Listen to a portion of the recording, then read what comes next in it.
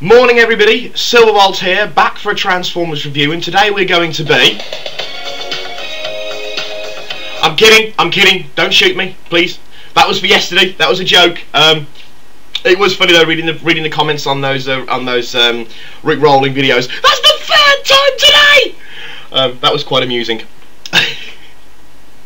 Sorry guys, it was Dave's idea. But yes, I am back for a serious Transformers review. I'm back to do Generation 1 nosecone, and I'm really pushing myself the time this morning because I was playing Warhammer Online this morning.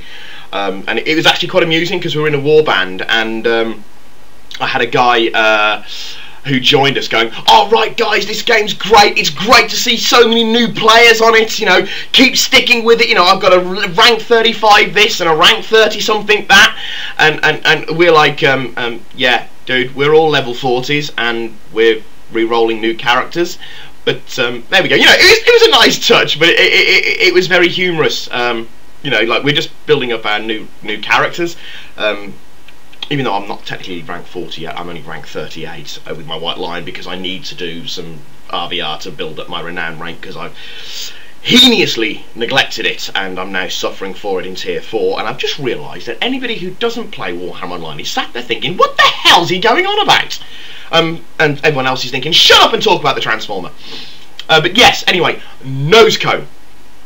Nosecone, of course, is a technobot, and we are going to be doing, and would be part 4 of my technobot reviews. Now, Nosecone, well, he's a bit of a slow thinker, and if you compare him to the likes of, Strafe and Afterburner and Scattershot, who are very much hotheads, Nosecone, you'd think, doesn't really seem to fit in very well with them. And people tend to attribute his slowness of thought to laziness on his part, and he's not lazy, he's just a perfectionist. You know, he might not be the sharpest tool in the box, but bloody hell, when he does a job, he does it right. Nosecone is the first of the technobots that he's built by Grimlock, and I've just kicked over my paints, by Grimlock in the episode Grimlock's New Brave in Season 3. And he's built purely so that he can be drilled into Unicron's head. You know, it's kind of like a redundant part. I mean, can you imagine that telling that to a psychiatrist? Well, I was built for one job that's going to take me 30 seconds, and after that I'm useless. You know? So, but there we go. But he of course does play an integral part with the technobots themselves, and unfortunately Nosecone doesn't really do a lot. I mean, a lot of the combiners are all background characters anyway. You know, they never really seem to do an awful lot on their own. Scattershot with the Technobots is one that's slightly different, but not very much. And Nosecone's left to the fore even more than some of the others, because he's not this arrogant, hot-headed, impulsive, charging all guns blazing kind of character. So he gets left behind even more. And he doesn't do much more than what the other Autobots and the other Technobots do, as in, he goes to Nebulos with the other Technobots. He is, you know, he stands beside Ultra Magnus against the Springers in the UK Marvel Future timelines when they're trying to find a successor for Rodimus Prime. He stands beside Ultra Magnus, well, obviously with the rest of the Technobots. And he is killed alongside the other Technobots at Buenos Aires against the underbase-powered Starscream. Incidentally, on that one, I've been asked to do a review of the storyline for the underbase-powered Starscream. However, because I always do mine with a toy, I've actually got to find a Starscream toy that's G1 related. So I might have to see if I can dig up an Action Master or a Starscream Action Master if there was one, or a Pretender if there was one of Starscream, because I don't have any Action Masters or Pretenders. But anyway, Nosecone. Nosecone's main storyline is in the IDW story world of Stormbringer, and it's him and Afterburner that are initially trapped on the planet aboard the Technobot ship after being lost by the Technobot ship. And Nosecone seems to be quite tough in that regard, because he doesn't succumb as quickly as he does as Afterburner does. So, you know, he does seem to have a lot of resilience to him. The fact that he's a tank is probably one of the reasons that cause it. Nothing else to say on nosecone in the storyline, so onto the toy. Now, nosecone's vehicle mode in the toy, I think, is quite possibly one of the nicest of the technobots, his alt mode is, because it's got such a level of detail on it. I mean, if you look at, say, one of the other combiners, which would be the Terracons, if you look at some of their toys, some of them are very bland. Blot immediately springs to mind, and incidentally, Abominus will probably be the next combiner review that I've done. The simple fact is, I haven't done him at all. But of course, it is a Cybertronian alt mode, and there's a lot of detail gone into it. I mean, you probably can't make it out. You can slightly.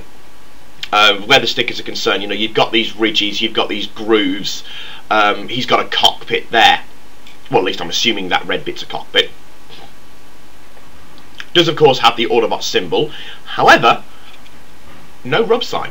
Well, not. Oh, sorry. Yes, there is. No, rub signs on his nose. Simon's blind. No rub sign, and I'm actually showing it to the camera. Robot mode. Not an awful lot to say. You know, you lift the legs back, and you can make him slightly taller by pushing them all out, like pulling them down like that. You lift the arms up and push them in, and then lift them up slightly, and you tilt the head back to make nosecone. And his robot mode is very, you know, nothing. I mean, nosecone is one of the ones in the combiner range that unfortunately has absolutely nothing resembling a hand. Nothing to do with a hand. No matter which way you turn it, no matter which way you have his arms, he has no hands. Excuse me. The only thing he does have is a hole. Get that one down so you can see. Yeah, he's got a hole just there.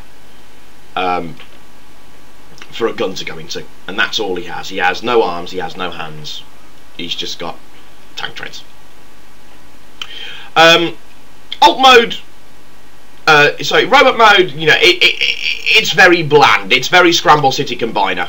When you look at the worst aspects of some of the Scramble City Combiners, nosecone would spring to mind. But he's a very popular toy, you know. I mean, I think virtually everybody at some point had a nosecone. Though ironically, as a child, I don't think I actually did.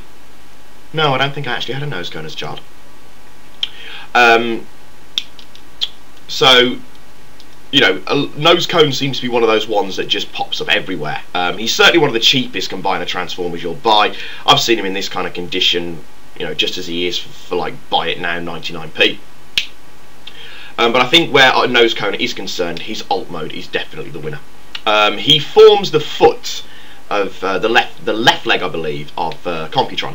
However, because he is a Scramble City Combiner, or what's dubbed as the Scramble City Combiners, he can be merged into any combination. He can be an arm or a leg. Okay, that's it on nosecone. I'm going to edit this video. Well, I'm going to put credits on it, and then I shall upload it. But for now, this is Silverbolt with nosecone, signing off, saying au revoir, adios, auf Wiedersehen.